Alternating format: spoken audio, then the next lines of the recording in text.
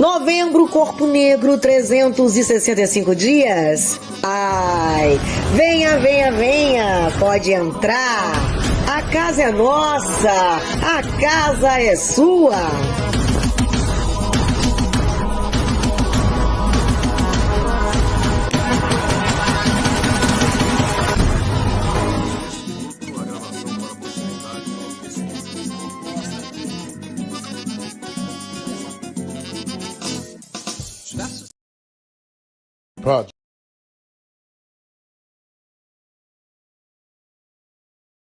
Project November Black Body, 365 days. This house is ours. Come on in. It's your Afro-Brazilian dance, a sacred space of remembrance that translates into the dancing body, the history of our ancestry.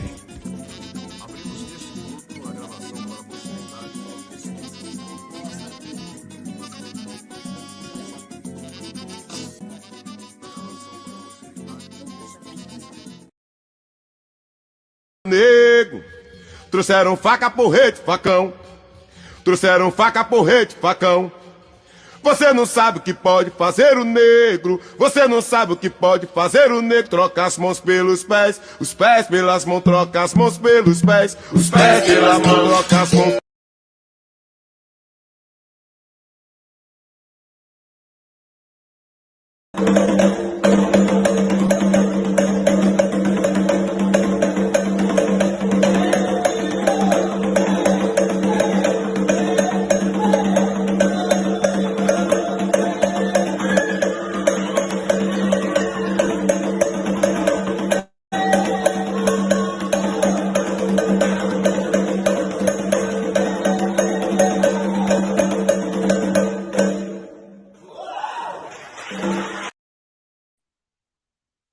Eita, que lindão! Viva a cultura afro, viva a dança afro! Boa noite, pessoal. Tava com saudade da gente. Eu aqui, Maria Cláudia Dias, mulher preta, falando aqui no meu âmbito pessoal, na minha casa, aqui com card, não, com meu nome, Novembro Corpo Negro, 365 dias, com um banner. Núcleo Eco, Encontro com o Corpo, eu sou a mulher preta, de cabelo curtinho, rasta. Estou de óculos, minhas guias, minha mãe Ansã, meu pai Ogum, meu pai Xangô, que é o dono do meu ori, sempre cuidando de mim. Estou aqui para dar saudações, apresentar essa noite incrível que vamos ter com uma live professora Roselinda Barros. Boa noite, muito obrigada a todos os colaboradores desde sempre. Muito obrigada, mestra Leda Maria Ornelas, a Cora Alessandro, Sueli Paixão, a todas e todos, Érica Matos, que está aqui com a gente, que coordena a gente, o estúdio do Novembro Corpo Negro, que é o nosso design, que constrói nossos cards. Muito obrigada, Alex França, que também está conosco, sempre esteve e continua com a Urra Comunicação. E todos vocês que fazem o Novembro Corpo Negro 365 dias crescer. Compartilhem, sigam, porque nós, como diz a mestra Leda Maria Ornelas, estamos em pé em movimento 365 dias. E esse segundo semestre vai ser incrível. Fiquem aqui, assistam essa live, essa aula, com a professora Zelinda Barros, que vai ser incrível, que daqui a pouco irá começar. E novidades, programação grandiosas, que no fim da noite vocês vão ficar sabendo. Fiquem aqui, compartilhem, sigam lá no Instagram, Novembro, Corpo, Negro, 365 dias. Sigam o nosso Instagram. Tem a página do Facebook também, o grupo Novembro Corpo Negro.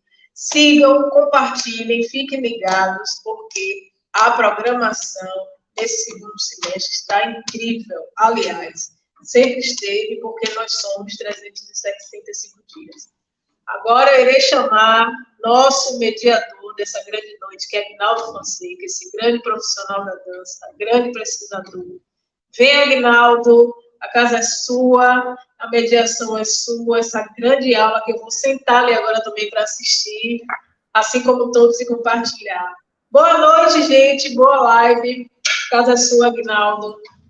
Axé, Maria Cláudia, axé, boa noite a todas as pessoas, gratidão, né, por esse convite do Novembro Corpo Negro 365 dias, um projeto que já vem há muitos anos atuando e promovendo esses encontros de diálogos, de aprendência, de experiência, através de grandes profissionais, pessoas engajadas com nossos saberes afro-brasileiros, nossos saberes pretos e pretas. Primeiramente, Agô, licença a todas as pessoas.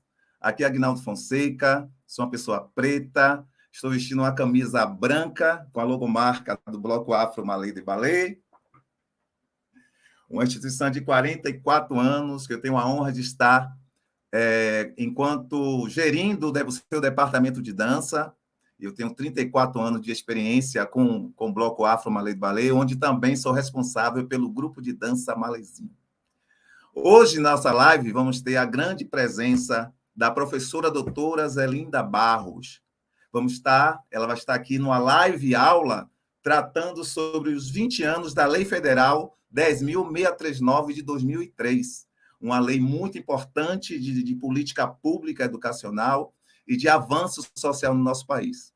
Então, antes de mais nada, eu agradeço a presença de todas as pessoas e vamos convidá-la, a nossa convidada, professora doutora Zelinda Barros, que vou estar aqui falando a sua atuação. A professora Zelinda Barros é cientista social, docente adjunto da Universidade Unilab, que é a Universidade da Integração Internacional da Lisofonia Afro-Brasileira, pós-doutora em Ciências Sociais, doutora em Estudos Étnicos e Africanos, mestra em Ciências Sociais, especialista em Educação à Distância e bacharel em Ciências Sociais.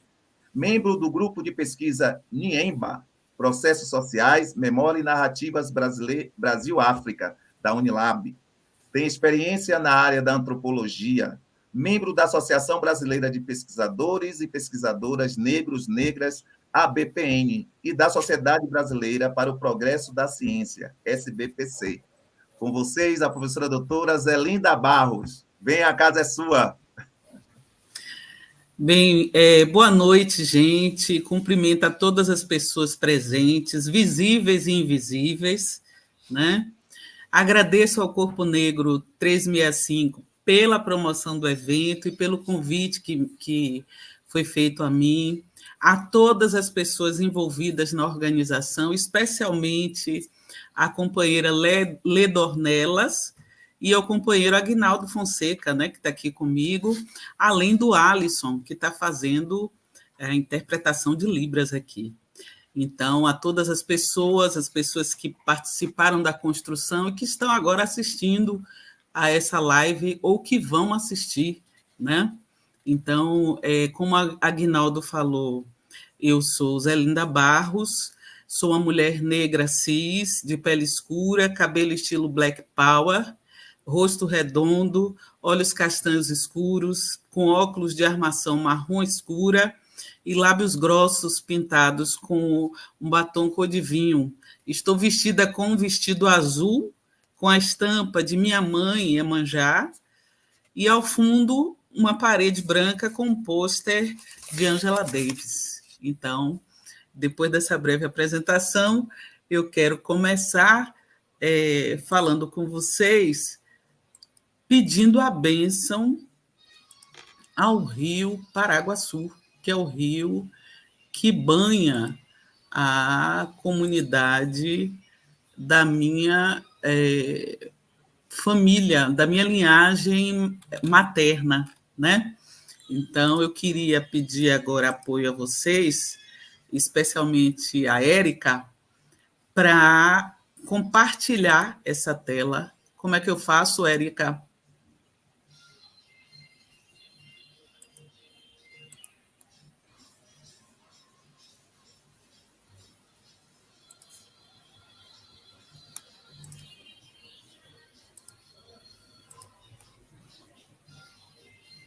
Ok, compartilhar.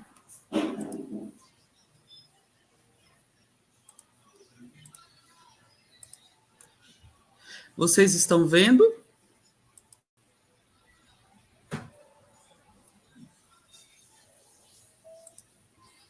Olha, agora eu não estou vendo ninguém que está no estúdio, viu? Então, se não falarem comigo, eu não vou enxergar vocês.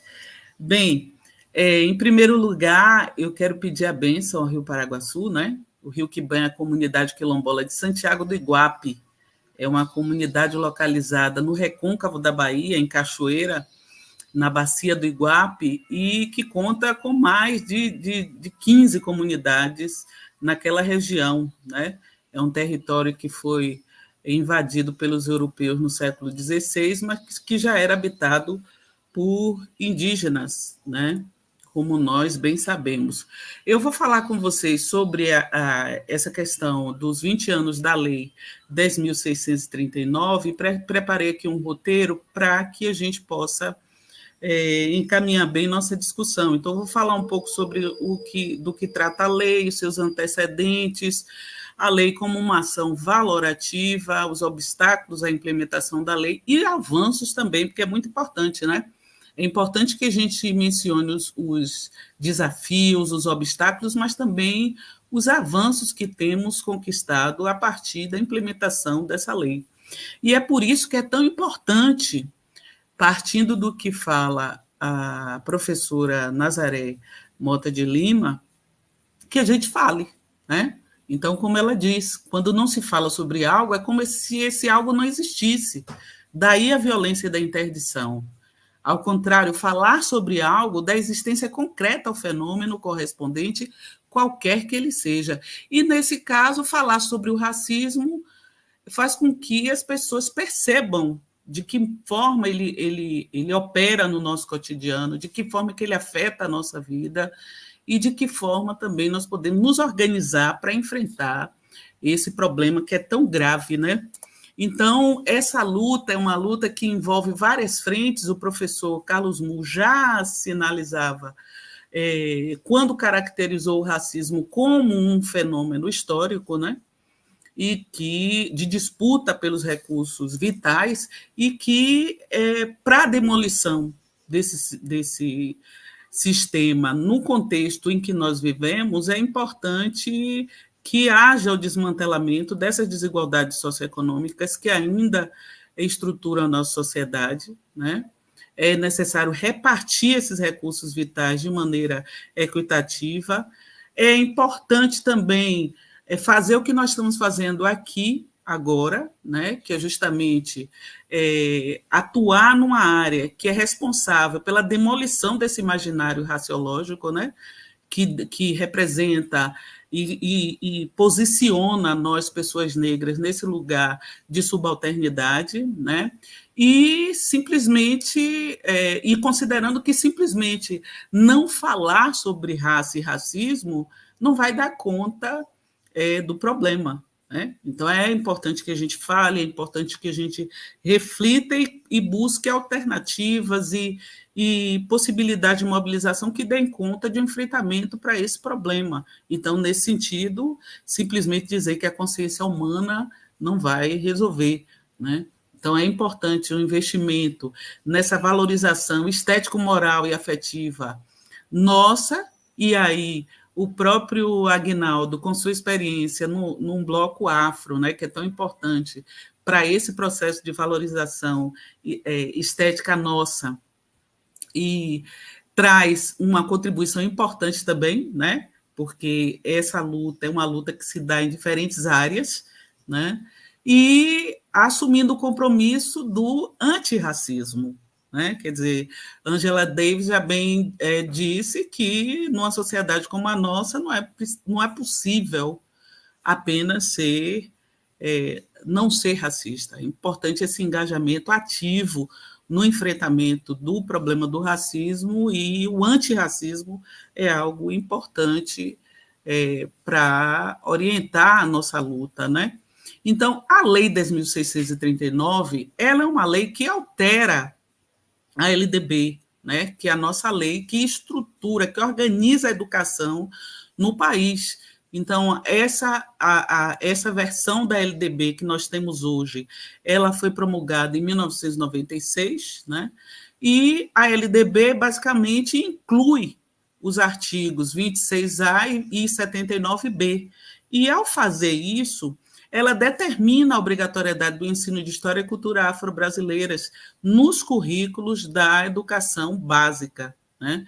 Então, inclui a abordagem da história da África e dos africanos, as lutas negras no Brasil, cultura negra brasileira, o negro na formação nacional, a contribuição do negro nas áreas social, econômica e política pertinentes à história do Brasil. E é importante que a gente não perca de vista que é uma abordagem que se dá em todo o currículo escolar, né? Porque logo no início, principalmente, apesar de ainda existir essa má compreensão da lei, ela diz respeito a todo o currículo, não apenas a componentes curriculares específicos. Ela diz especialmente, em especial, nas áreas de educação artística, literatura e história brasileiras, mas não somente. E muita gente entende que é apenas nessas áreas que a gente vai implementar a Lei 10.639, o que não é correto, né? Então, a lei também vai incluir no calendário escolar o 20 de novembro como Dia Nacional da Consciência Negra, né? Que todos nós sabemos que foi o dia em que Zumbi foi assassinado. Então, para nós da comunidade negra, é um marco importante de luta, né? de resistência e, sobretudo, de reexistência. Né? Não somente resistir, mas resistir, criar, buscar alternativas ao que a sociedade racista e que nos desumaniza preparou para nós, né? Então, quando a gente vai pensar na Lei 10.639, é importante perceber que não se trata apenas de uma ação afirmativa. E é comum, né, quando se fala da Lei 10.639, fazer essa referência a essa lei como uma ação afirmativa.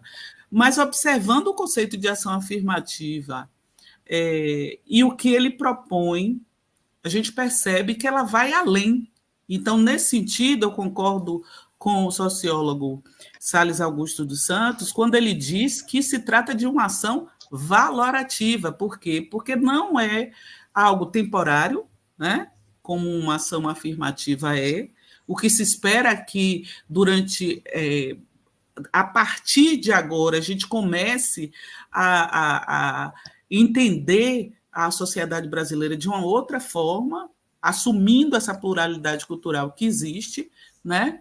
E percebendo que ela visa combater estereótipos raciais que incidem sobre nós, negras e negros, mas ela possui um caráter universalista, porque ela abrange não somente as pessoas negras, mas todas as pessoas. Então, quando esses conteúdos são abordados na escola, eles estão disponíveis a todas as pessoas, não apenas as pessoas negras, né? Então, a ideia é que se mude essa forma de conceber a sociedade brasileira, que entenda que nós somos uma sociedade culturalmente plural e, a partir daí,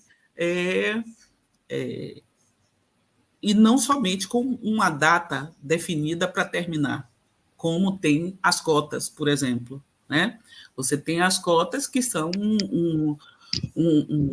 uma política de efeito, de duração temporária, mas o que se espera com o que propõe a Lei 10.639 é que seja algo permanente, para dar conta justamente dessa necessária mudança de mentalidade que precisa haver no entendimento da nossa sociedade e da forma como a gente se relaciona também, especialmente entre nós, pessoas negras, e a sociedade abrangente conosco, né?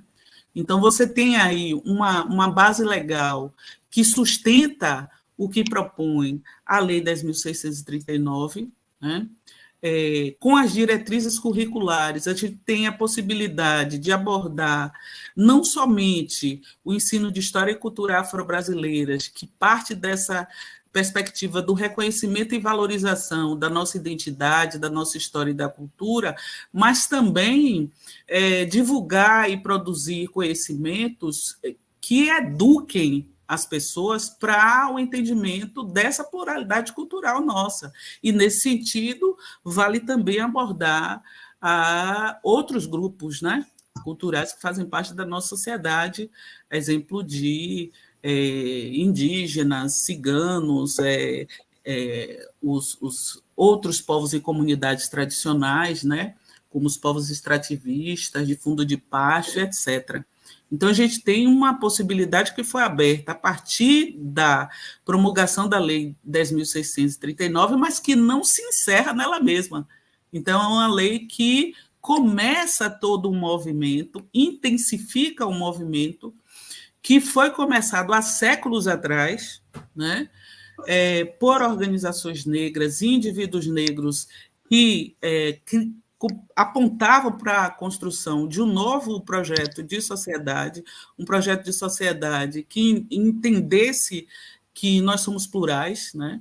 E é importante que a gente entenda também que a Lei 10.639 não pode ser abordada nela mesma, né? Ela faz parte de um arcabouço legal que, inclusive, aponta para outras incidências, inclusive no ensino superior também, né? Então, no ensino superior é possível pensar tanto a educação das relações étnico-raciais, como também o ensino de história e cultura africana e afro-brasileiras. Então, é muito importante que a gente tenha essa compreensão, porque é algo que, se a gente for pensar só o contexto da sociedade contemporânea, é formalizado, institucionalizado a partir da Constituição de 1988, né? Quer dizer, o artigo 42 da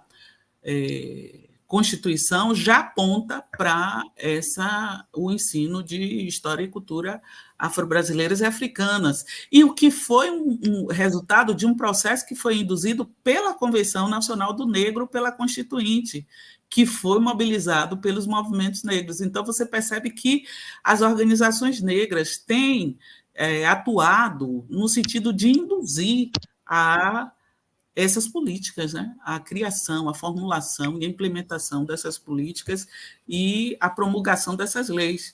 Então, você tem a Constituição em 1988, depois vem a LDB em 1996, as diretrizes curriculares em 2004, o Plano Nacional de Implementação dessas diretrizes em 2008, a Lei 12.288, que institui o Estatuto da Igualdade Racial também, que prevê a educação dentre os seus artigos, a Resolução número 8 do Conselho Nacional da Educação, a Lei 13.005, que promulga o Plano Nacional de Educação, que é o que está vigente, né? E que tem também estratégias voltadas para a questão da implementação da Lei 10.639 e a resolução número 2 do Conselho Nacional de Educação, né, que institui a Base Nacional Comum Curricular, que também prevê essa possibilidade de abordagem desses conteúdos. Então, a gente tem na educação formal toda uma base legal para abordagem desses conteúdos, não somente no que se refere à educação básica, mas também no ensino superior, né? E é importante, ao recuperar essa história de institucionalização dessa demanda que foi apresentada, que foi construída pelo movimento negro, recuperar pessoas e mobilizações coletivas que ocorreram no sentido de fazer com que isso pudesse acontecer. Então, nesse sentido, uma figura que teve participação fundamental nesse processo, que já vinha de muito tempo antes, né?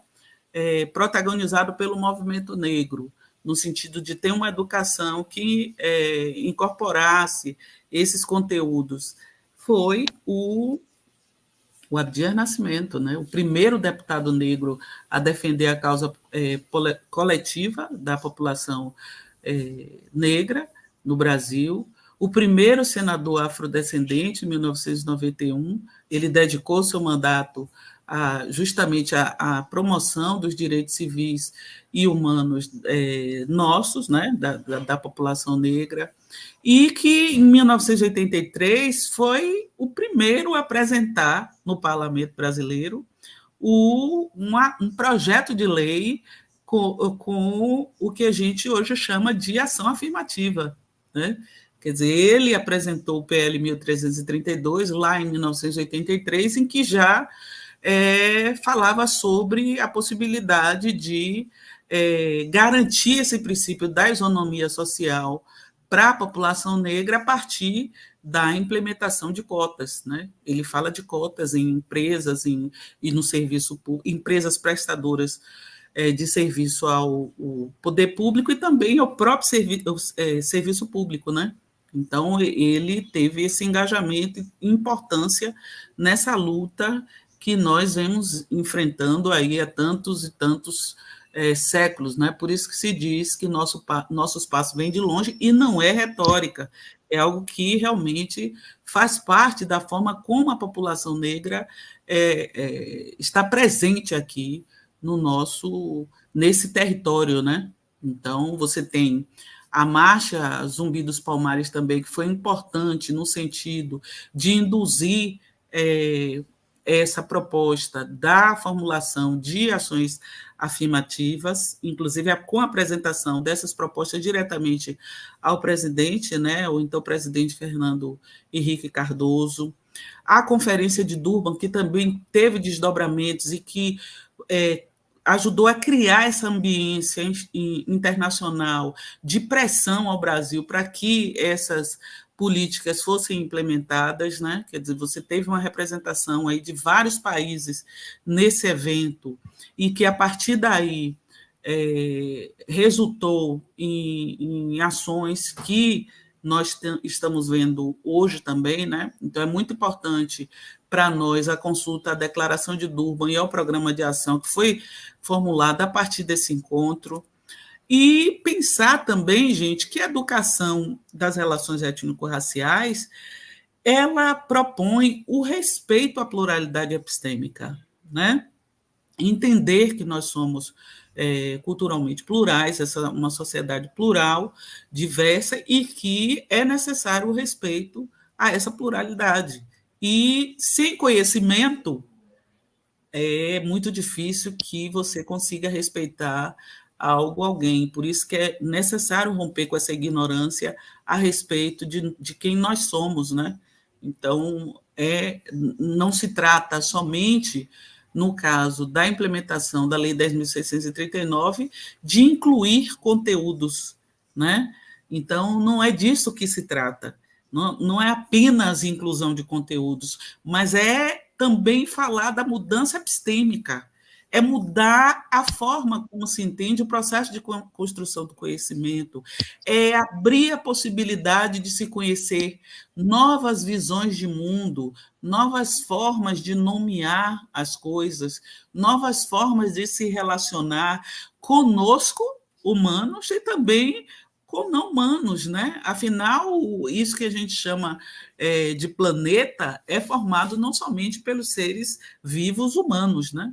Mas há outros seres vivos também que fazem parte desse ecossistema e que também a gente tem que pensar de que forma a gente constrói relações que não sejam relações tão predatórias como têm sido construídas até então, né? Por força desse entendimento limitado acerca da diferença. Então, por isso que é importante a gente pensar rompendo com essa lógica da reprodução das identidades, no sentido de reforçar essa ideia de identidade negra como algo fixo ou dotado de representações históricas e expressões culturais rigidamente definidas, né? E que, na verdade, se trata de uma identidade estereotipada, nada mais que isso, e passar a pensar em africanidades, como aponta a professora Petronília Gonçalves e Silva, né? Quer dizer, você tem uma visão das nossas existências nessa sociedade que dê conta dessa dinâmica das identidades, né? De como é que nós construímos essas identidades nossas de forma dinâmica, processual e plural, né? Quer dizer, não há uma única forma de ser negro no Brasil, né? Há várias formas, e é importante que a gente, ao conhecer, ao abordar essa história e a cultura nessa perspectiva plural, tem essa dimensão de que essa visão homogênea do que é o ser negro não cabe nessa nova perspectiva educacional, né? Quer dizer, entender a educação de uma forma muito mais ampliada. Então, nesse sentido, o horizonte que nós temos é de um mundo onde muitos mundos sustentáveis possam existir, né? Não são quaisquer mundos, mas mundos sustentáveis. Então, um projeto que seja marcado pelos princípios da liberdade, da equidade e da convivialidade. Quer dizer, é importante que seja garantida a possibilidade de você viver com outras pessoas, mas sem que haja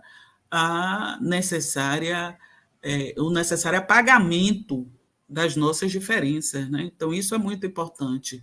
É isso que eu percebo, pelo menos, no nosso horizonte, quando penso uma educação das relações étnico-raciais que amplia a forma da gente pensar sobre a questão das existências negras, né? E existências que não são definidas unicamente a partir das representações que o racismo criou para nós, né? É necessário romper com essas representações e fazer com que a nossa pluralidade também seja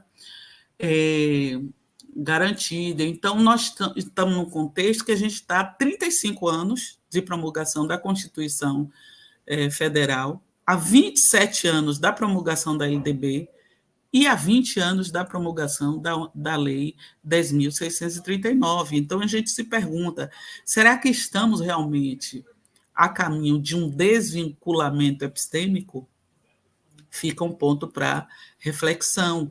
Eu entendo que há algumas pedras nesse caminho aí, né?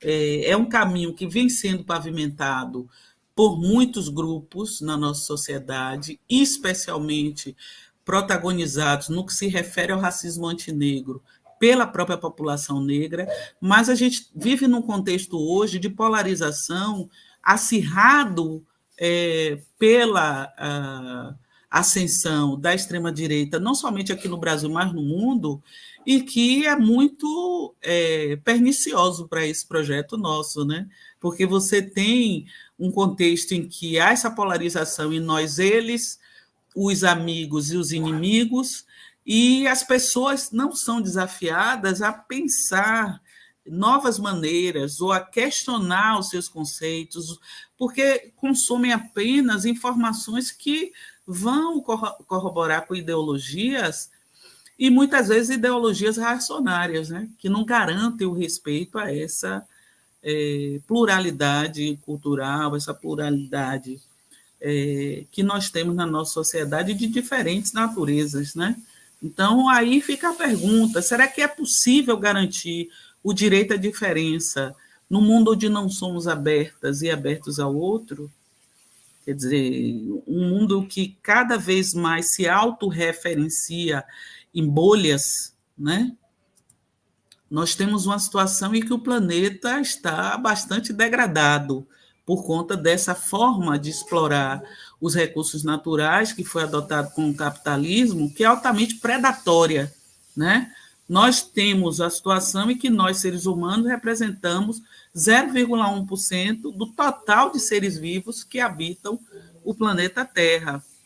Mas, representando algo tão insignificante, nós já conseguimos exterminar 50% das espécies selvagens e 83% das espécies animais, né? As espécies vegetais selvagens 50%, e as espécies animais selvagens 83%, o que significa que a biodiversidade sofreu um duro golpe, especialmente nas últimas 5 décadas, o que tem refletido, inclusive, no clima, né?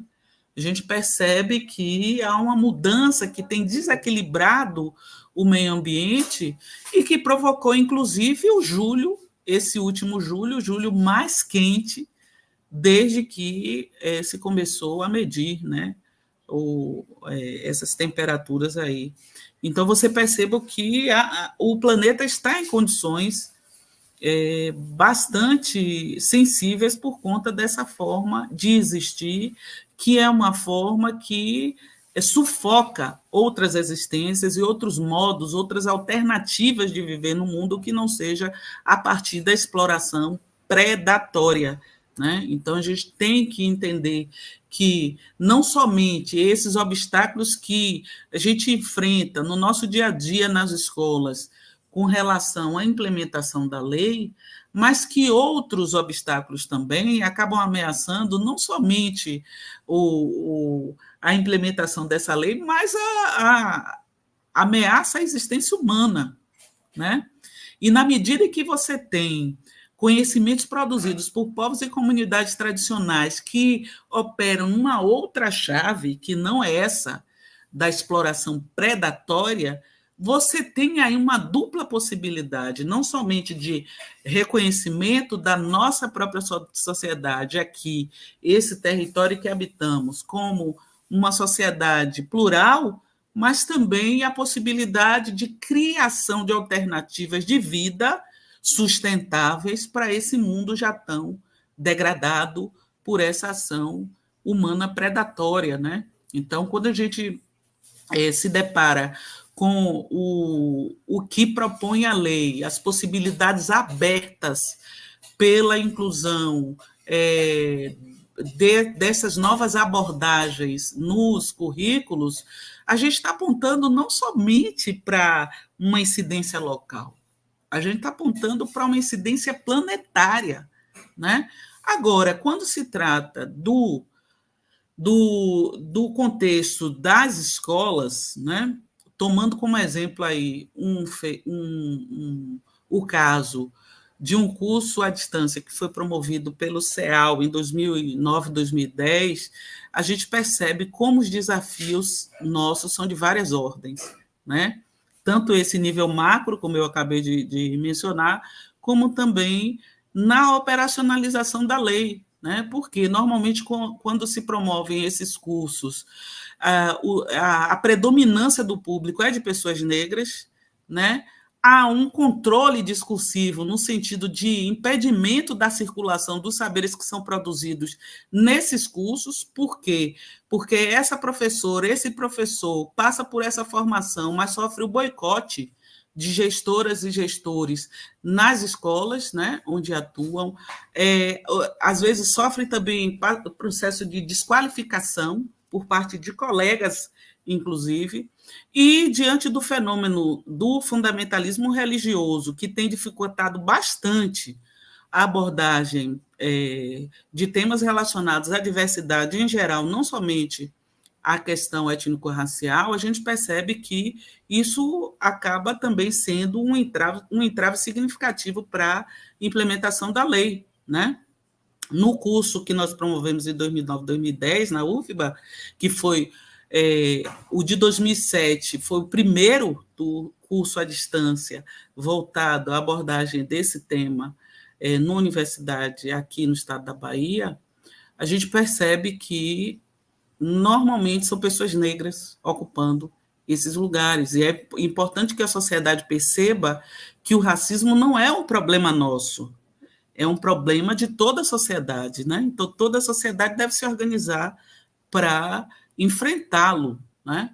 Então, nós temos ainda nas escolas a organização disciplinar dos conteúdos, essa possibilidade de interdisciplinaridade ou de multidisciplinaridade ainda está bastante restrita a alguns profissionais sensíveis a esse tipo de abordagem, e infelizmente ainda não contagiou toda a escola, né? Você tem algumas escolas em que o corpo docente tem essa sensibilidade, mas em outras apenas alguns profissionais aqui desenvolvem ações nesse sentido, apesar da obrigatoriedade da lei. Temos ainda ausência ou então a escassez de conteúdos relacionados às questões africanas e afrodiaspóricas nos currículos, o confinamento em componentes curriculares específicos ainda ocorre muito frequentemente, e especialmente história e língua portuguesa, né? Há ainda escassez de formação docente, que é necessário não somente em cursos de formação continuada, mas em todas as licenciaturas, e também há uma deficiência na difusão dos conhecimentos que são produzidos na universidade. Muita coisa tem sido produzida, né? Então, essa ideia de que não é possível abordar, implementar a lei porque não há material, isso já ficou para trás há muito tempo, porque muito material tem sido produzido a respeito dessa temática, mas o processo de difusão ainda é insuficiente. A gente precisa intensificar a difusão desses conhecimentos que são produzidos nas universidades por esses grupos que têm se ocupado dessa temática, da abordagem dessa temática. E nas escolas, né? Quem atua diretamente nas escolas tem enfrentado também a reação de pessoas que se opõem à abordagem desses temas, né? Então, a gente teve aí, num contexto de um governo extremamente autoritário e de direita, como nós tivemos a partir de 2018, reações como essa que vocês estão vendo aí, de tentativa de boicote, inclusive, utilização de livros nas escolas sobre esse tema, né? Então, você tem a denúncia de professoras e professores por utilizarem determinados recursos ou abordarem determinados conteúdos, por associar esses conteúdos a estereótipos que não têm qualquer relação com a população negra, né? Eu me lembro que antes da promulgação da Lei 10.639, em que eu atuava na educação básica, duas crianças que faziam parte da minha turma foram retiradas da escola por um pai que era fundamentalista religioso, apenas porque eu mencionei África. Eu nem falei nada sobre religião, nada. Apenas mencionei o continente africano. Ele retirou as crianças da escola porque dizia que não iria deixar as filhas numa escola que abordava o demônio, né? Então, vocês terem ideia de como nós temos lidado com dificuldades de implementação, tanto agora, mas também antes, quando não havia lei, abordar essa temática em sala de aula, né? Então, é necessário rever todo esses estereótipos e demolir esses estereótipos para que as pessoas percebam que é algo muito maior do que se trata, né? Então, outro desafio que se impõe para nós hoje são as ferramentas de inteligência artificial. Pessoalmente, eu não sou contra. Eu não me posiciono contrariamente, muito, muito pelo contrário, porque eu sou minha área de atuação na universidade é educação e novas tecnologias. Mas eu entendo que a forma como vem sendo entendida e utilizada ferramentas de inteligência artificial, especialmente ChatGPT, também vai prejudicar o nosso trabalho, né? Porque essa ferramenta, que é uma ferramenta de inteligência artificial, chamada inteligência artificial generativa, né? Porque ela seria capaz de conversar conosco como se humana fosse, né? E a partir daí gerar conteúdos, ela tem sido usada como uma espécie de oráculo. Inclusive, em algumas universidades, tem estudantes usando o ChatGPT para produzir seu TCC e produzir de forma a copiar e colar, simplesmente, sem qualquer avaliação crítica do que está sendo produzido e nada. E eu fiz um teste, né, utilizando várias ferramentas de inteligência artificial, incluindo o ChatGPT, e há erros grosseiros de conteúdo. Né? Então, se você não estuda, se você não busca fundamentar e criar uma base sólida de conhecimento para poder utilizar essas ferramentas, você vai reproduzir erros grosseiros, a exemplo de um apenas que eu identifiquei, um de vários, né, que eu identifiquei, quando solicitei que ele elaborasse uma tarefa com 10 questões de múltipla escolha sobre essa temática, história e cultura afro-brasileiras. Então, numa das questões que o ChatGPT formulou, ele perguntava qual era o Dia Nacional da Capoeira e dava alternativas. E indicou como a resposta correta 13 de julho, porque seria uma data escolhida em homenagem ao mestre Bimba. E o que é completamente equivocado, porque o Dia Nacional da Capoeira ainda não existe, ainda não foi instituído, o projeto de lei está tramitando no Congresso Nacional, e se for aprovado, vai ser no dia 20 de novembro e não no dia 13 de julho. E o mestre Bimba também não nasceu 13 de junho, ele nasceu 23 de novembro. Então, é uma ferramenta que age com base na probabilidade. O ChatGPT verifica a frequência, mas não fidedignidade. A partir do momento em que você tem essa ausência histórica de conteúdos relacionados à história e cultura afro-brasileiras nesse espaço, né, no ciberespaço, principalmente, que é recente, de formação recente, você vai contar com erros grosseiros no que se refere à implementação da Lei 10.639, se as e os docentes simplesmente seguirem a onda que tem sido observada nas redes sociais, de que você pode fazer seu plano de aula integralmente com o ChatGPT, ou então que suas aulas podem ser todas preparadas a partir dessa ferramenta. Então, é um erro, é uma forma equivocada de entender, porque há limites nessa ferramenta, né? O ChatGPT, de forma alguma, é inteligente somos nós, e tampouco pode ser assumido como oráculo, né? As pessoas têm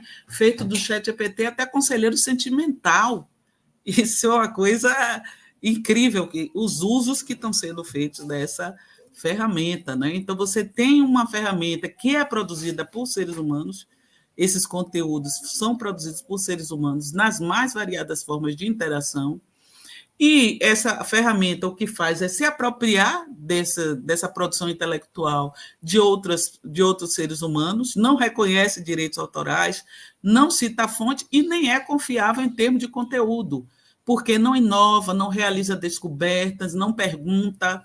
Esses modelos atuais do ChatGPT são treinados em dados de usuários que refletem os valores e as normas do norte global, pode reproduzir e reproduz conteúdos racistas, misóginos, homófobos, xenófobos, LGBT-fóbicos. Não é inteligente, é programável. Você é inteligente, você se inquieta, você questiona, você argumenta e critica.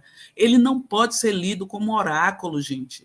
Ele não responde a qualquer comando de forma eficiente e nem é preciso. Há muitas informações distorcidas e falsas. Então, nesse sentido, usar essa ferramenta como única fonte de informação é um erro absurdo, né?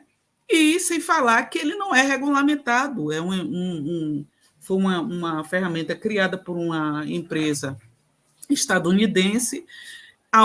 Em alguns países é proibido, né, o uso do ChatGPT.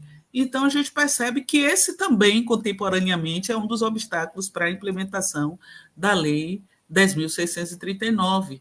E, no passado, muito recente, nós tivemos, inclusive, as próprias universidades reforçando, né, essa invisibilidade desses conteúdos relacionados à história da África, de africanos, de afrodescendentes, aqui no nosso país. Se a gente toma o exemplo da Universidade Federal da Bahia, que foi fundada em 1946, só a partir do CEAL, que foi fundado em 1959, é que você tem cursos livres de História da África, mas eram cursos livres, não a matriz curricular, né, as matrizes, né, curriculares dos cursos de licenciatura não haviam incorporado também essa abordagem e a possibilidade de ter componentes curriculares que abordassem a história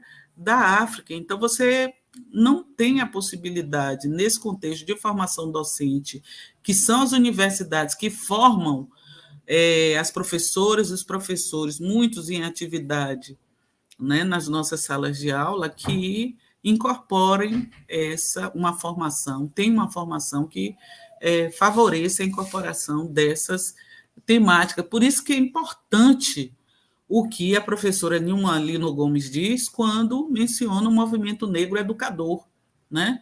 Quer dizer, essa ausência das instituições formais no que se refere à educação das pessoas, durante muito tempo foi suprida apenas pelo movimento negro, né? Então, iniciativas do movimento negro tiveram importância fundamental no sentido de assegurar a abordagem dessa temática, né? E o que tem sido feito, apesar de todos os desafios, apesar das dificuldades, nós criamos diretrizes curriculares para a implementação da lei em nível estadual e municipal, né? Muitos estados e municípios já têm essas diretrizes para a implementação da lei. Há cursos de formação de professores na área em universidades, promovidos por Secretaria de Educação, organizações do movimento negro, e tanto em nível de atualização, como aperfeiçoamento, como especialização, e também graduação. Algumas universidades têm curso de graduação, a exemplo da Universidade Federal do Maranhão, voltados para a abordagem dessa temática, a produção de material didático, há projetos multidisciplinares também, que envolvem a participação da comunidade escolar, né? E para contrapor aquela ideia de que não existia recurso para o trabalho com a temática, desde muito tempo, nós já vemos também atuando no sentido de também criar esses materiais, esses recursos que podem ser utilizados em diferentes perspectivas, tanto na perspectiva do multiculturalismo como da interculturalidade também. Então, além de termos em volume um grande número de materiais que deem conta da abordagem dessa temática, temos também em variedade de perspectivas, né, de abordagens e termos dessa temática. No ensino superior, algo que fez com que a implementação da lei avançasse significativamente foi a criação dos núcleos de estudos africanos, afro-brasileiros e indígenas, né? Os NEABI têm tido um papel fundamental na implementação da Lei 10.639, com a indução da oferta de disciplinas, né? Os chamados componentes curriculares, né?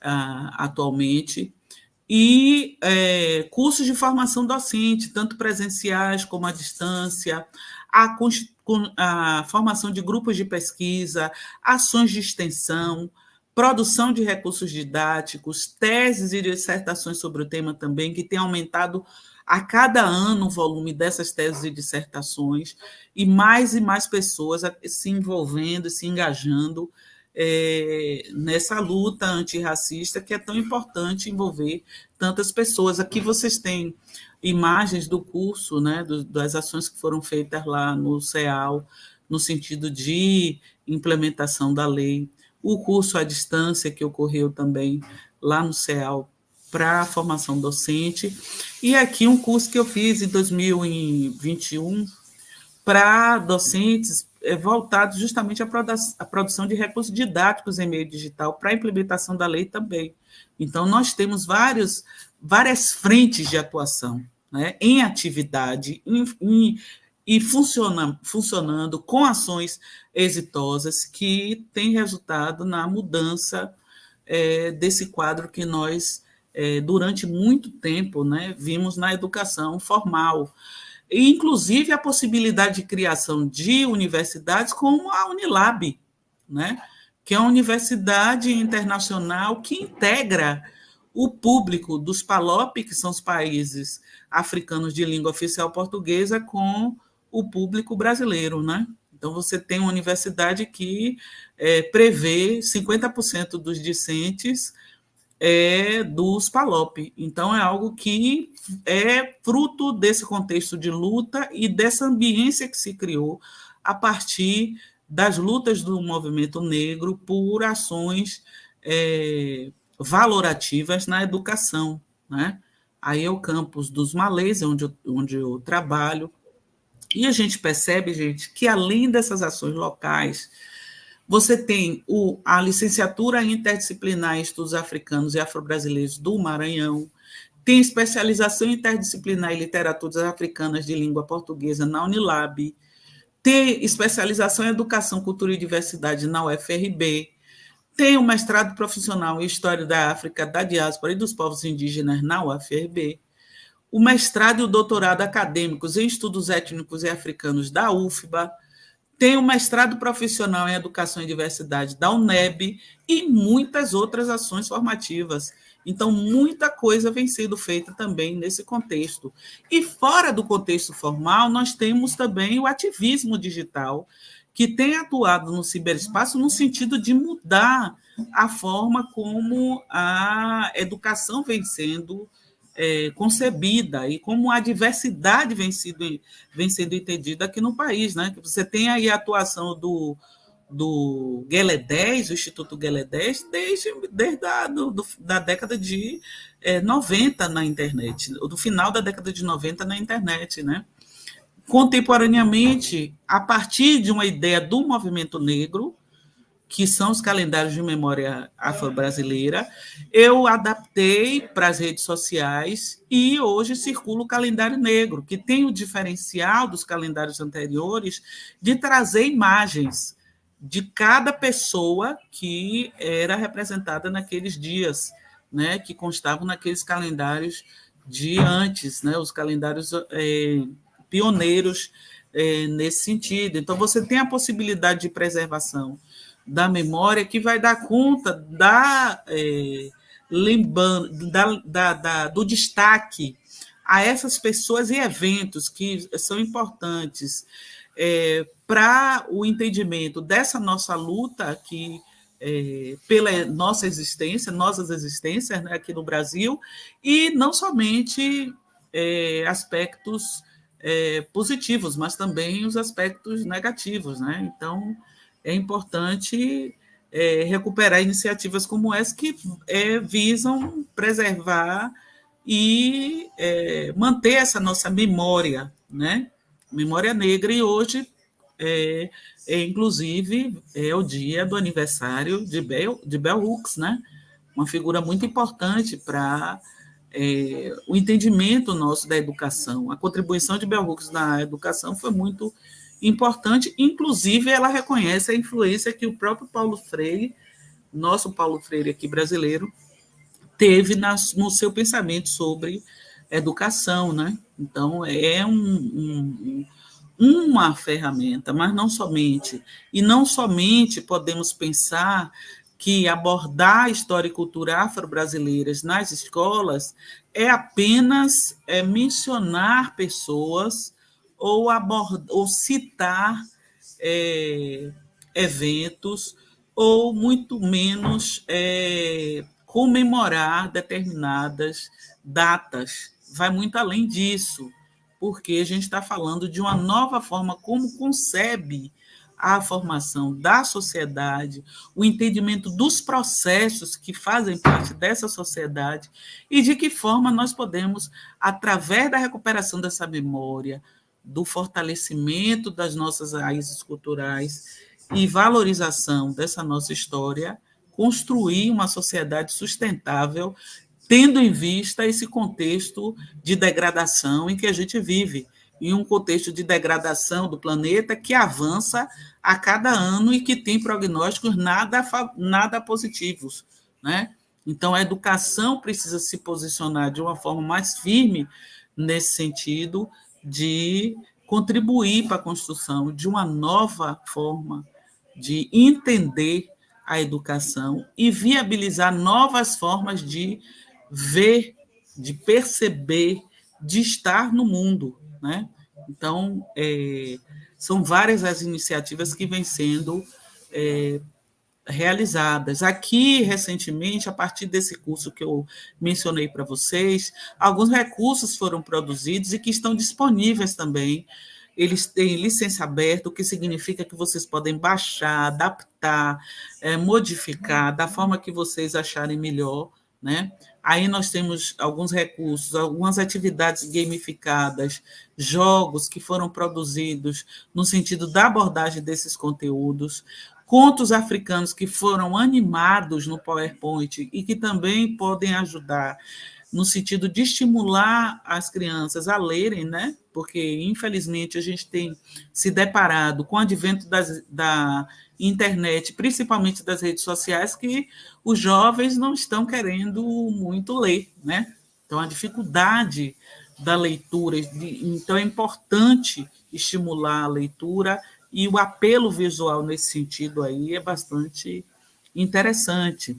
Agora, apesar disso tudo que foi feito, ainda há muito o que ser feito, né? Nesse sentido de criação dessa nova ambiência para o entendimento da diversidade, para o entendimento da nossa pluralidade cultural e para a construção dessa sociedade sustentável que a gente precisa ter, né? Então, nesse sentido, ainda é necessário investir na mudança da forma como os currículos são organizados. Então, essa virada epistemológica precisa ocorrer com maior capilaridade, né? Apesar de todas as mudanças positivas identificadas, a gente precisa avançar. É preciso incluir conteúdos relacionados à história e cultura afro-brasileiras e africanas nos componentes curriculares obrigatórios dos cursos de licenciatura. É preciso ampliar a distribuição de materiais didáticos relacionados à temática, monitorar o cumprimento da lei, seja por governos, escolas, gestoras e gestores, a comunidade em si também precisa participar, precisa estar atuante, precisa fiscalizar, e, nesse sentido, algumas iniciativas vêm sendo feitas, né? Aqui na Bahia, desde 2017, foi instituído um comitê de monitoramento da aplicação da lei pelo Ministério Público do Estado, né? Então, o Ministério Público do Estado instituiu esse comitê. Recentemente, o Tribunal de Contas dos Municípios também organizou um levantamento a ser realizado nos 417 municípios do nosso estado, para verificar também como é que tem sido implementada a lei, né, de que forma esses recursos vêm sendo aplicados no que se refere à aplicação dessa lei. Então, a cada dia, mais e mais ações vão sendo realizadas, mas é preciso avançar, continuar avançando. Então, é preciso ainda criar mecanismos para que a lei seja cumprida onde ainda não foi, realizar pesquisas ou visibilizar pesquisas que já existem, né? E que apresentem dados sobre a efetivação da lei em todas as redes, sejam elas públicas ou privadas, e em todas as regiões do país, né? Então, é importante que haja esse engajamento da sociedade como um todo nessa força-tarefa para a construção de uma nova ambiência na nossa sociedade. Então, nesse sentido, é importante identificar conceitos, categorias e teorias que surgem a partir das experiências de subalternizados, né? Então, periféricos urbanos, quilombolas, né?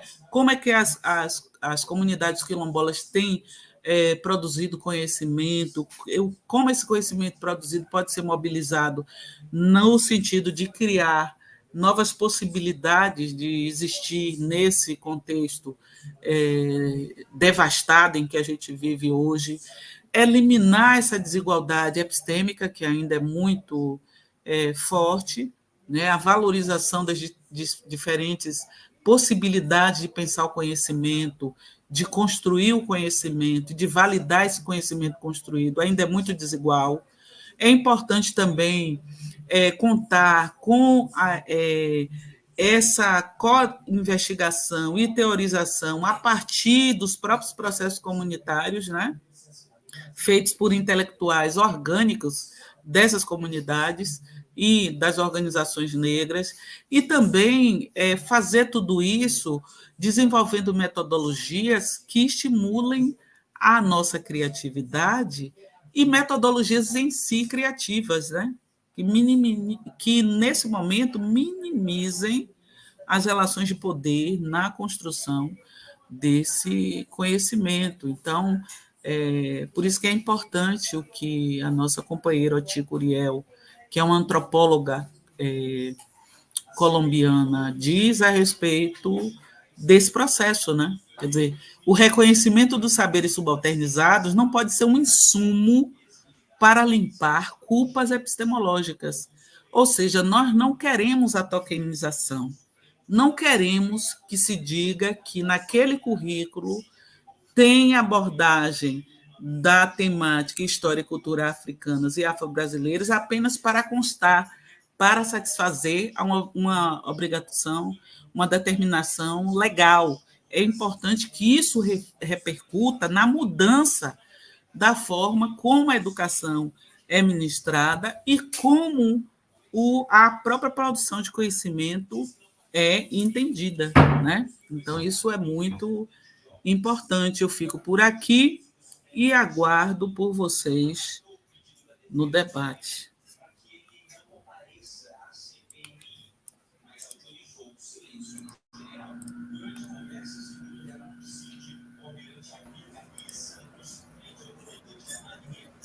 Olá, professora Zelinda Barros.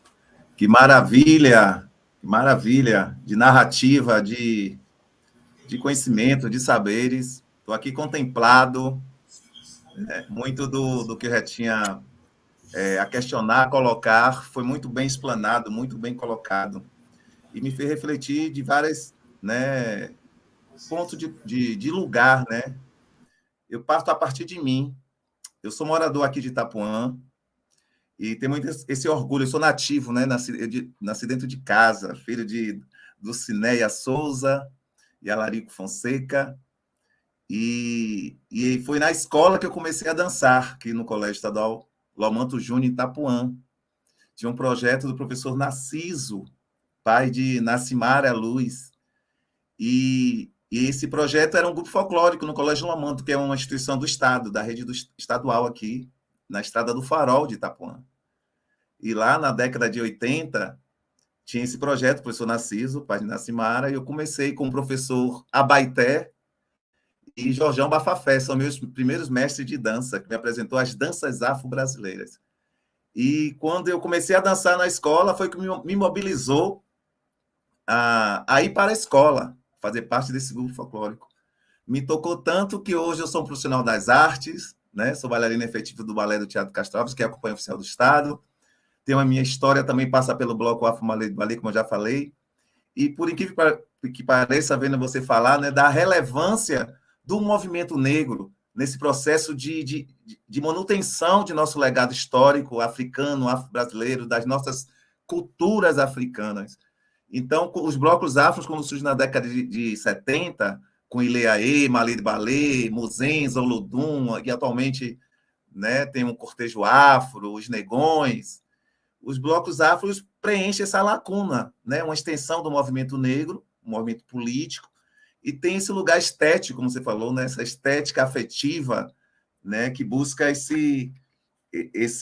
essa valorização, né, desse combate a esse racismo estrutural. Então, os blocos afros, ele tem esse lugar, e tem esse lugar também formativo. Eu lembro que, ouvindo você falar, eu participei de uma live do Viva a Dança Internacional, né, uma rede de diálogo, uma transmissão para vários países africanos, um projeto de Cristina Castro, né? E que nesse ano não houve a edição, mas no ano passado a gente colocou uma mesa sobre os espaços dos blocos afros como um lugar de formação em dança, né? No caso do Malê, o tema foi sobre o Malê. E tivemos Nadir Nóbrega, né? Nossa Nadir Nóbrega e Vânia Oliveira para tratarmos sobre esse tema. E foi muito interessante porque assim os blocos afro têm esse lugar de trazer esses conhecimentos africanos, porque apesar de ser instituições carnavalescas, é feito um tema, uma pesquisa de um tema, seja de algum país africano, ou de algum outro movimento, né, brasileiro relacionado à África, de nossas descendências, né, de nossa cultura africana aqui, afro-brasileira aqui no Brasil. Então, é feito esse tema, e a partir desse tema se constrói a arte, né, para a estampa do tecido, se constrói, abre-se o concurso para a composição das músicas, das poesias, das músicas quadras, das músicas temas. A partir dali, os coreógrafos, os coordenadores de aula de dança, no caso do Malê, fazem o seu subtema para a construção de sua evolução coreográfica, assim como também tem o concurso da Negra e Negro Malê para poder desfilar em um carro alegórico. No caso do Ilê, tem a deusa do ébano. Então, assim, ouvindo você falar, eu fazendo essa relação da relevância do movimento negro, no caso dos blocos afros.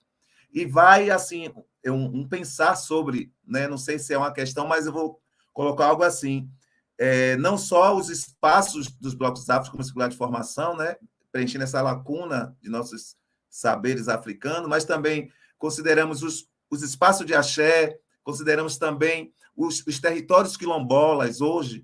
Então, eu pensando, né, nesse lugar, podemos dizer, implantando essa educação antirracista, apesar de não ser um lugar formal de educação, de não ser ligado à rede municipal, estadual, mas dessa relevância.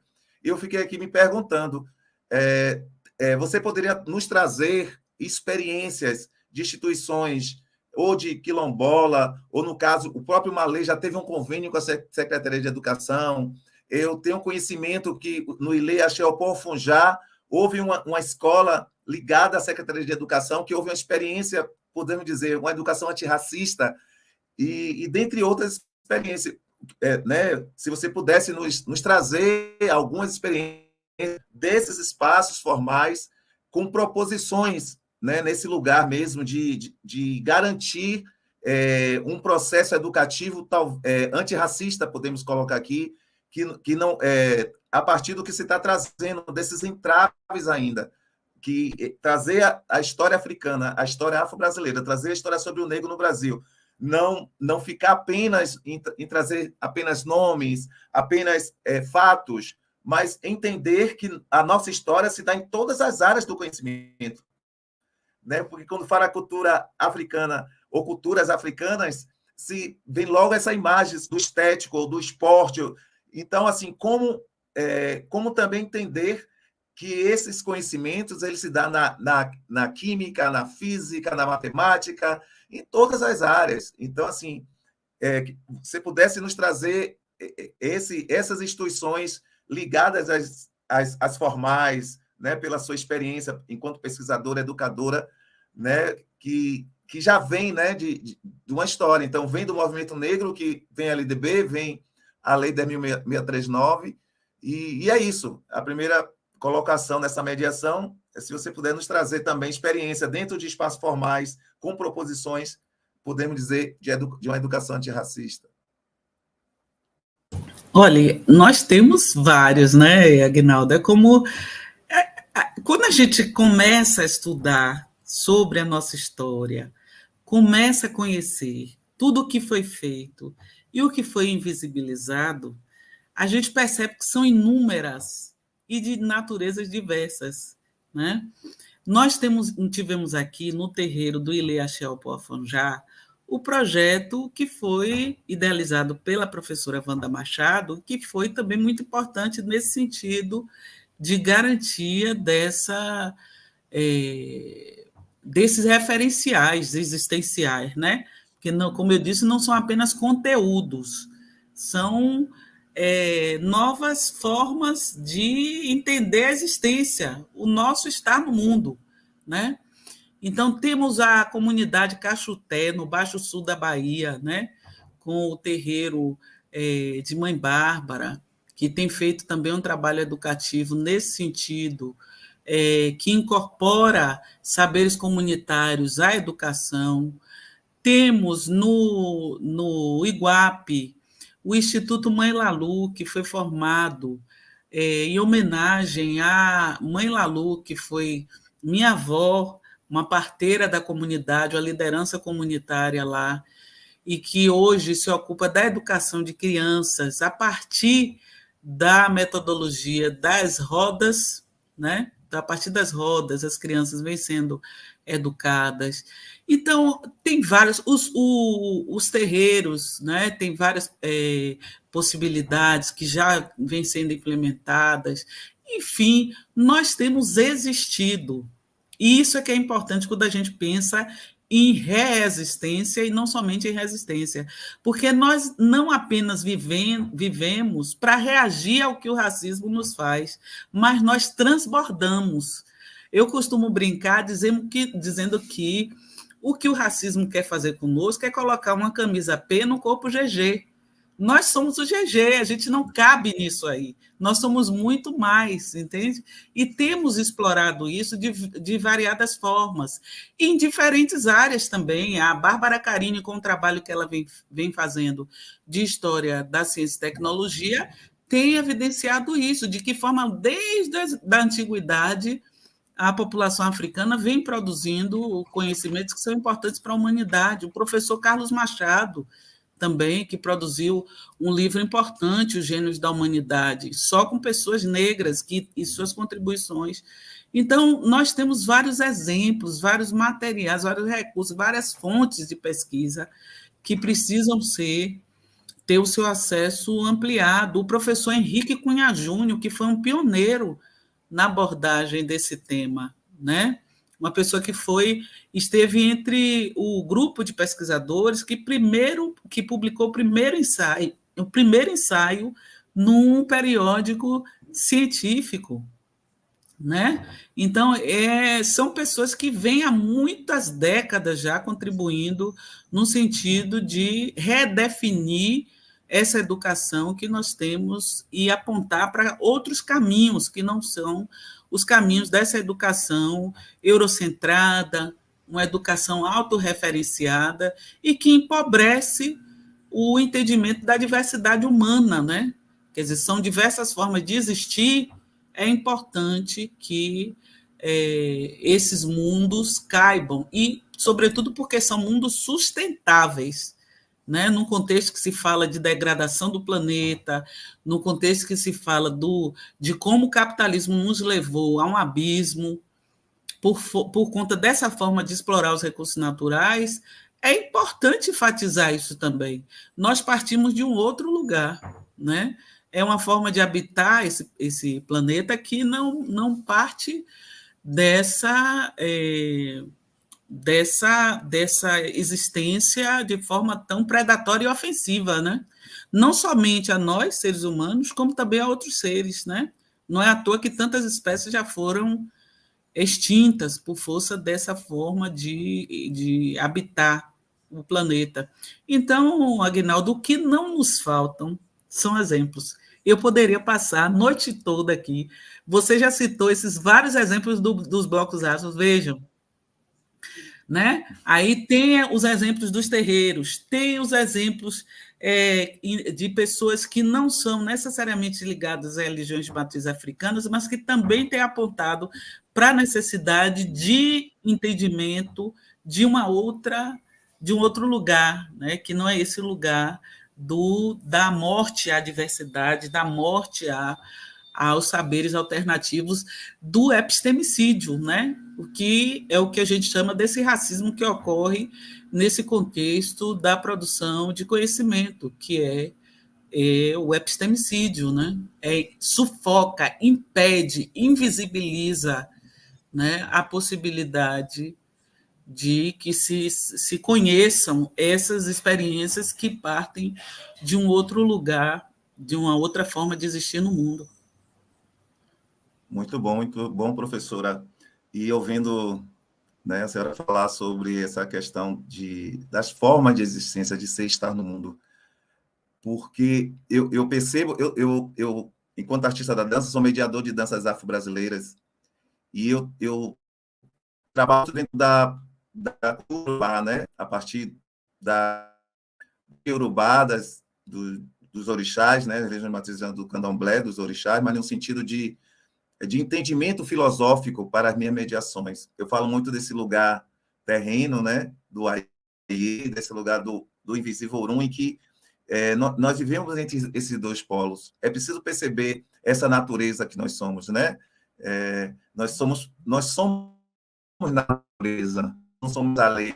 Talvez por isso, né, ouvindo a senhora falar assim, a complexidade das pessoas que pensam o entendimento da questão de saber a partir de um olhar ocidentalizado, não compreender essas nossas existências, porque quando estou na quadra do bloco do Malê de Balé, em que a percussão toca, em que meu corpo reverbera, e meus pés e meu corpo todo de uma sinergia com o toque do tambor, das marcações, isso evoca a nossa ancestralidade ali falando, mesmo no contexto profano de uma expressão popular.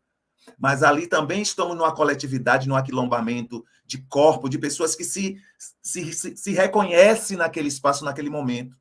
Então, só quem adentra um espaço de bloco afro, como o Malê de Balé, como o Iliaê, como o Zenza, como o Lu, vai entender o que é o nosso expressar, o que é esse entendimento nosso, porque é uma construção de saber ali na experiência, que muitas vezes é no mover, é na troca do olhar, é na aprendência dos corpos coletivos ali acionados pelo tambor, pelo toque. Então, o saber se dá naquele momento. Muitas vezes não é aquele saber pela oralidade, no sentido de estar dizendo que é isso ou que é aquilo, mas não. Mas as crianças que eu trabalho hoje numa lei de 6 a 13 anos da nossa comunidade aqui, todos os sábados que eu estou ali com elas, se dedicando a essa mediação, é isso que eu promovo a elas. Então, é uma aprendência pela corporalidade. Então, talvez, como todas as formas de insurgências de nós, pretos e pretas, negros brasileiros, foi pela corporalidade. É pela capoeira, é pelo samba do recôncavo, é pelo maculelê, pelas diversas expressões de nossos corpos, as nossas religiões de matrizes africanas, porque é esse entendimento que nós somos também natureza. Então, tanto é que agora, no dia 1º de outubro, também vai acontecer a quarta caminhada de povo de axé, né, em prol do Abaeté, que é um espaço sagrado de nossa comunidade e que vem sendo deteriorada, desassistida. Então, os espaços de axé de terreiro da comunidade da Puan se uniram para estar nesse movimento, mas convocando também os indígenas, convocando toda a comunidade civil em geral, para poder chamar a atenção que precisamos, com urgência, preservar a nossa Lagoa do Abaeté. Então, ouvindo você falar, nos entendermos. Então, assim, nós temos os nossos processos de conhecimento, né? Não digo transmissão, mas de compartilhamento, né? Dos nossos conhecimentos. É na vivência, é na experiência. Então, assim, a partir dessa... Estou aqui inquieto, como você falou muito bem, é a gente questionar, é a gente refletir, e eu estou refletindo, e com certeza, essa noite eu vou estar tudo, né, que você colocou aqui, abordou, e eu tenho certeza que as pessoas que estão aí também assistindo estão maravilhado com o que você está trazendo para a gente refletir e dar continuidade às nossas formas de ação, né, para continuar resistindo. Então, assim, já estamos no nosso tempo, eu agora abro esse espaço, né, para as suas considerações finais, do que você queira colocar, que você possa estar, né, não encerrando, mas uma colocação que possa ainda fazer mais a gente refletir de tudo, a partir de tudo que você já trouxe, e a gente está encaminhando aí para as meninas nos bastidores, para a Érica, Maria Cláudia e Leila Ornelas. É uma honra, né, gratidão, axé, de estar aqui nessa mediação, né, com você. É um prazer estar conhecendo virtualmente e voltar conhecendo presencialmente. Viu? Uma honra com você. Bom, em primeiro lugar, agradecer o convite, né? novamente, que foi feito, a oportunidade de estar aqui com vocês. É muito bom para a gente, né, participar de eventos como esse, de encontros como esse, né?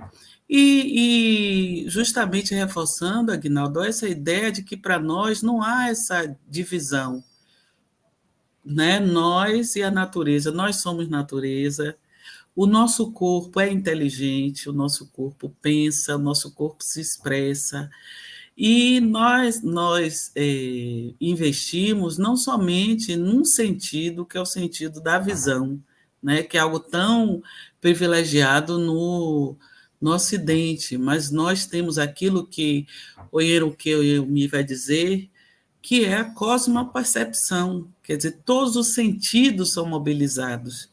Nesse sentido, o corpo não é apartado de nós somos nosso corpo também, e nós vivemos o nosso corpo a partir desse entendimento do nosso estar no mundo.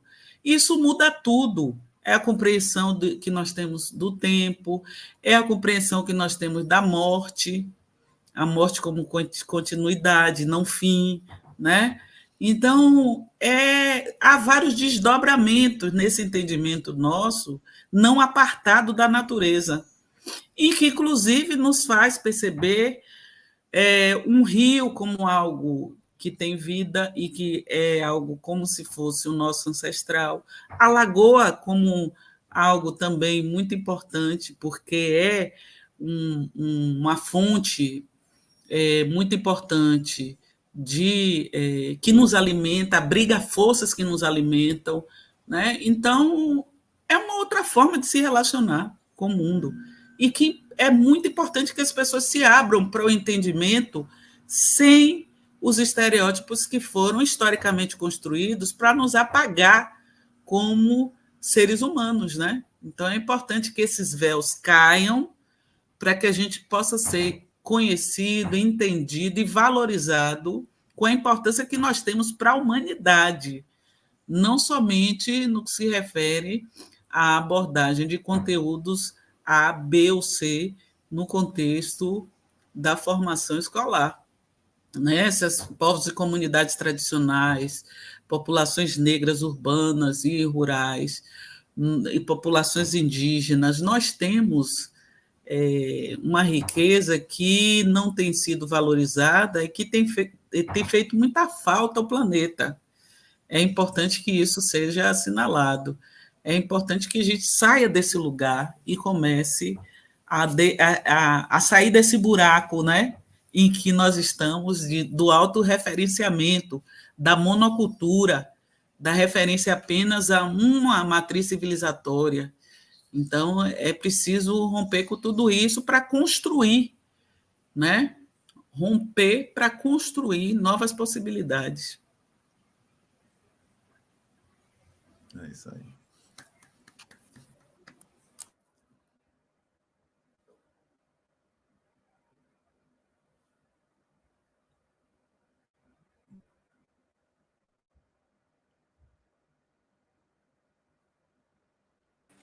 Leda Ornelas, venha, a casa é Saudações. sua.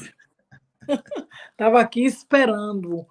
Olha, uma noite, né? Assim, primeiro, mais uma vez, né? Dar um salve a todos que estão aí presentes, a essa chegada, a essa contribuição tão importante, tão necessária. Uma noite com uma aula, né? E com a sua mediação também, Aguinaldo. Professora doutora Zelinda Barros, por fim, conseguimos, né? Você está aqui. Eu espero que o próximo encontro seja presencial, porque se faz necessário, como a senhora bem colocou, né, cada vez mais nós estarmos realmente informando, trocando, agregando, espalhando realmente a importância, né, da lei, tentarmos de todas as formas colocar no nosso dia a dia, né, começando dentro das nossas famílias, para que os nossos jovens, as nossas crianças, ao chegar nas instituições, que muitas vezes o próprio coordenador ou diretor, por uma outra opção religiosa, não consegue entender a importância da Lei 10.639. Né? E isso, como a senhora bem relatou, né, perdeu até um aluno só em citar o continente africano. Imagine trazer no nosso dia a dia, né, para os nossos alunos, a importância do continente africano, as contribuições que nós continuamos a receber, né, não somente dos que chegaram escravizados, mas com essa possibilidade agora de intercâmbio, né, das nossas instituições também, as escolas, né, a Escola Maria Felipa, por exemplo, o que Bárbara, né, a nossa doutora Bárbara faz na rede social, é uma aula para todos nós. Aqui no nosso chat a gente tem vários professores aí da rede, né? Salve, salve, Ana Teles, a nossa queridíssima também Rosa, aí de Diadema, que é professora da rede municipal. Como é desafiador ainda a dificuldade desse entendimento. Então, que as famílias também já comecem a fazer essa preparação, né, nas suas casas, porque isso facilita também para nós, professores, docentes. Alisson, meu querido, beijo no coração, gratidão por estar aqui mais uma vez, né, o nosso intérprete de Libras, como também é importante essa inclusão cada vez mais, né, dos nossos profissionais, intérprete de Libras, nas nossas instituições de ensino, nesses encontros presenciais ou virtual. Então, assim, uma das coisas assim que eu quero realmente ressaltar, assim, de tudo que a senhora falou, é muito conteúdo, e eu estava aqui atenta, assistindo realmente a esta aula. Zelinda, quando você fala assim da valorização da nossa história e cultura, nessa reeducação da nossa pluralidade cultural. E eu trago assim para nossas praxes dessa dança afro-brasileira na diáspora africana, né? Porque isso ainda é um desafio também muito grande para os nossos corpos dançantes, para nós que estamos em formação, em constante formação de conhecimento dessa África, nessa área de conhecimento também que é a dança afro. Então, assim, os desafios são grandes, mas estamos de pé em movimento, tendo o seu calendário, que é fundamental. Você não imagina como eu indico, como eu fico atenta, né, ao seu calendário, e agora ele está ampliado. Cada vez você traz mais conhecimento para nós, de muitos dos nossos que chegaram antes de nós, para que nós estivéssemos aqui hoje com esse fortalecimento, né, com essa forma de reconhecer a nossa historicidade, para que a gente possa realmente alavancar, não somente com a Lei 10.000, mas ocupando também outros espaços e fazendo valer a Lei 11.000 e agregando exatamente essa pluralidade cultural que temos no nosso país, né?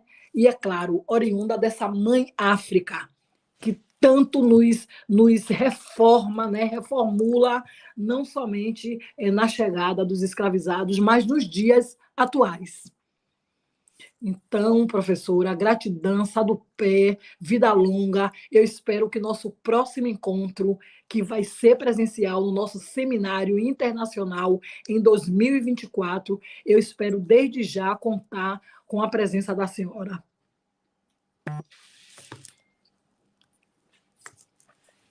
Quero já que vocês façam as considerações finais.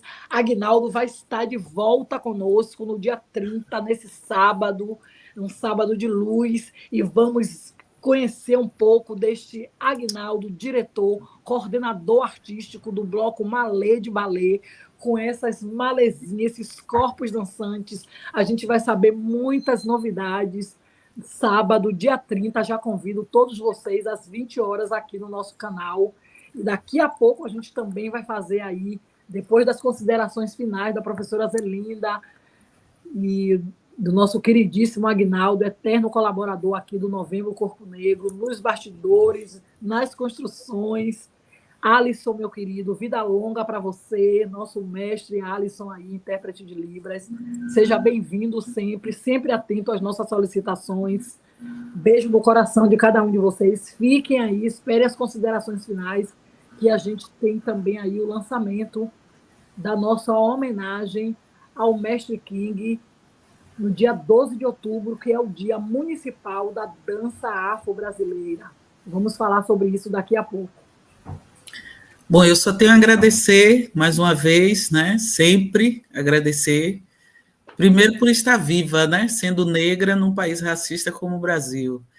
E segundo, poder gozar de momentos como esse, né? Que a gente está aqui conversando sobre nós, o que é muito importante. Então, agradeço a Alisson, que está aí na interpretação de Libras, a Aguinaldo, que está aqui, ficou aqui comigo nessa mediação, a você, Lê Dornelas, a Maria Cláudia, a Érica, a todas as pessoas que estão assistindo, e reforço a ideia de que a gente precisa estar constantemente mobilizadas e mobilizados nesse processo de construção de uma sociedade que crie uma ambiência favorável à diversidade, que ainda não temos, infelizmente, mas vamos ter, porque nós temos força suficiente para isso. Mas é importante a organização coletiva. Eu conto com vocês. É verdade. Lei Dornelas, antes de mais nada, agradecer a nossos ancestrais africanos que nos trouxe até aqui, que nos faz estarmos nesses movimentos de encontro, de aquilombamento, para seguirmos. E agradecer, né, o convite do Novembro Corpo Negro. Me sinto honrado quando vocês me acionam e é possível estar. É uma maravilha sempre estar com vocês, estar nesse projeto, já tem um tempo aí consolidado, e me sinto em casa. Todas as vezes que você me aciona, me sinto, né, em casa, parte de tudo isso, e honrado. Agradecer a professora Zelinda, né, em conhecê-la, e, né, não só pela narrativa, mas pelo que passa, né, do comprometimento, da forma que traz o tema, que abordou o tema, que trouxe, e de uma abrangência muito aprofundada, muito consolidada, e honrado aqui em ter sido a pessoa em Lei Dornelas para estar nessa mediação. Estou muito, muito, muito feliz mesmo por isso. Agradecer a Lei Dornelas, a Maria Cláudia, irmãs, parceiras, né, companheiras de viagem. Agradecer aí a Alisson Amorim e a Érica aí, os bastidores. E é isso, né? Vida que segue, estamos juntos. Esperamos você aqui no sábado, viu, Aguinaldo? Pontualmente às 20 horas. Sim, Professora, estarei sinta à aqui. vontade. Eu sei, amigo. Vamos de Malê de Balé no sábado às 20 horas. E a nossa programação aqui segue. Boa noite, professora. Boa semana, saúde e paz. Gratidão, essa sua benção do pé. E vamos seguindo aqui o fluxo. Axé.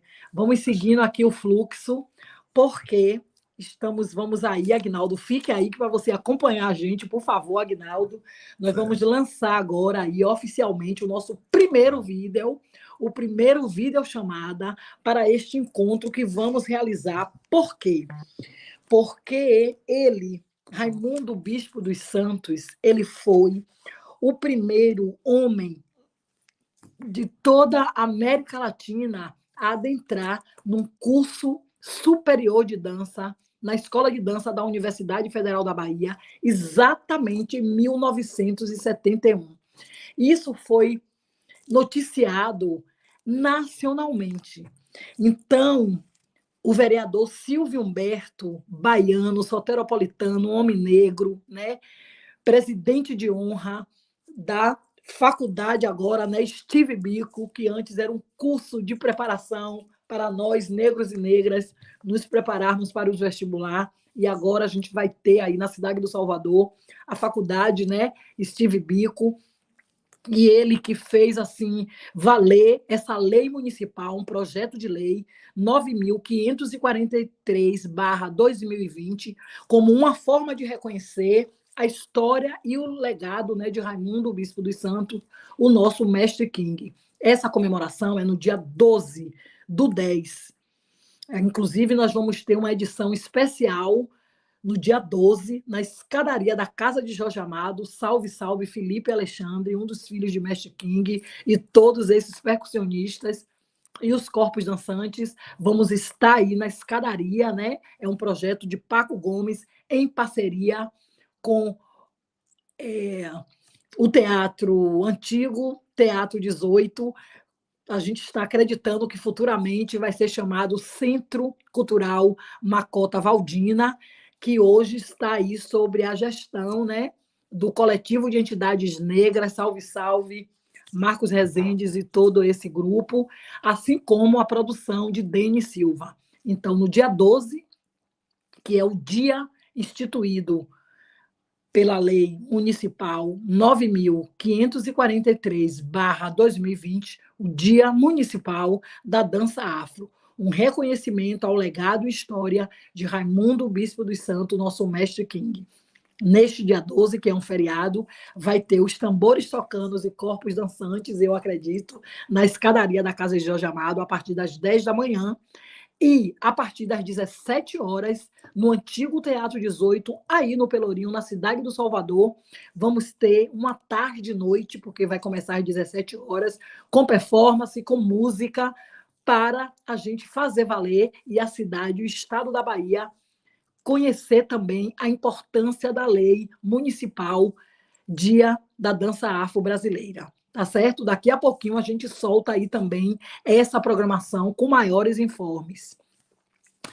E 18 e 19, todos os caminhos de outubro vai nos levar à Escola de Dança da Universidade Federal da Bahia. Um espaço muito importante para o Brasil e para nós, negros e negras. Afinal, foi a primeira instituição, né, na América Latina com curso superior de dança, e agora tem as pós-graduações.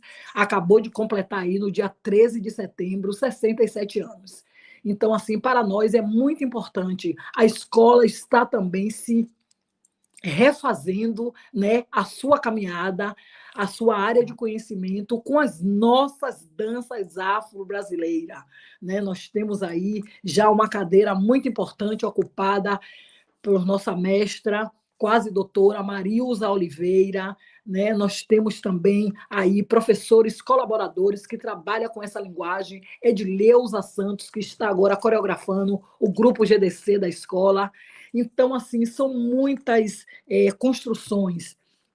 E a nossa chegada do Novembro Corpo Negro, realizando junto com um grupo de pesquisa Gira, na pessoa de Amélia Conrado, Fernando Ferraz e todos esses corpos dançantes, inclusive Aguinaldo faz parte também desse coletivo aí de pesquisadores em dança, Bruno, Berg Cardi, Robson Correa. Para nós é um fortalecimento e a certeza da importância desta área de conhecimento que é a dança afro-brasileira nas instituições de ensino, seja ela do ensino médio, do ensino fundamental e principalmente nas faculdades e nas universidades que têm o curso de dança, né? Licenciatura, na sua pós-graduação. É muito importante termos este conteúdo disciplinar. E faremos 18 e 19 na Escola de Dança da UFBA, uma edição especial do Novembro Corpo Negro. Por quê? É uma edição especial porque já fizemos, né, numa outra oportunidade, inclusive com King, presencialmente, né, que agora ele está no plano ancestral, mas já fizemos também essa homenagem a King. E agora a gente vai oferecer para o memorial da Escola de Dança da Universidade Federal da Bahia, né, essa edição especial, com um pouco da historicidade, as contribuições de Raimundo Bispo do Santo, este arte educador além do seu tempo, e vamos oferecer também um quadro para estar ali, né, junto com os outros que foram assim, os construtores e de fundamental importância na unidade dança da Universidade Federal da Bahia. Então, agora a gente convida vocês para assistir aí esse primeiro vídeo, essa primeira chamada dessa edição que vai acontecer 18 e 19 a partir das 8h30 da manhã, com um pequeno café da manhã, e depois muitas coisas vão acontecer. A cada semana a gente vai soltar aí vídeo com a programação, né? Com os informes, ficha técnica, as oficinas, performance King é tudo isso e muito mais. Beijo no coração, espero vocês aqui sábado às 20 horas com ele, Aguinaldo Fonseca, este diretor, professor, coreógrafo. Vamos trazer esse projeto tão importante, artístico, do Bloco Afro Malê de Ballet, aí da cidade do Salvador. Quero deixar um beijo, um abraço e um parabéns rápido para o Sindicato de Dança do Rio de Janeiro, que fez aí esse segundo seminário, foi incrível, com temas importantíssimos para nós da dança. Então, salve, salve aí o Sindicato da Dança na cidade do Rio de Janeiro. Beijo no coração, até daqui a pouco. A bênção aos meus mais velhos, aos meus mais novos. Eu peço licença a minha e a sua ancestralidade. Gratidança, a do pé, a Érica, Maria Cláudia Dias, Co Alessandro, Sidneia Flores, Joseane Clímax e cada um de vocês que faz com que o projeto Novembro Corpo Negro 365 dias esteja de pé e em movimento. Gratidão se a do pé, até daqui a pouco. Eu estou aqui, mas eu sou daí.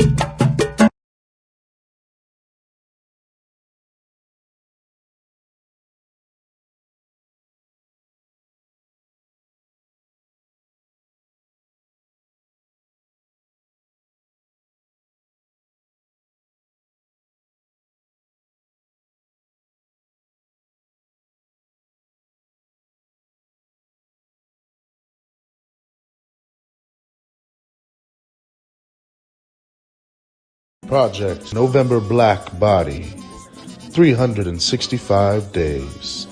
This house is ours. Come on in.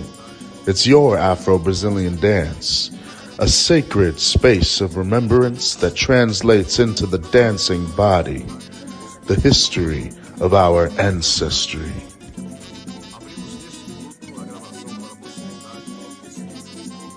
Novembro Corpo Negro 365 dias. Ai, venha, venha, venha, pode entrar. A casa é nossa, a casa é sua.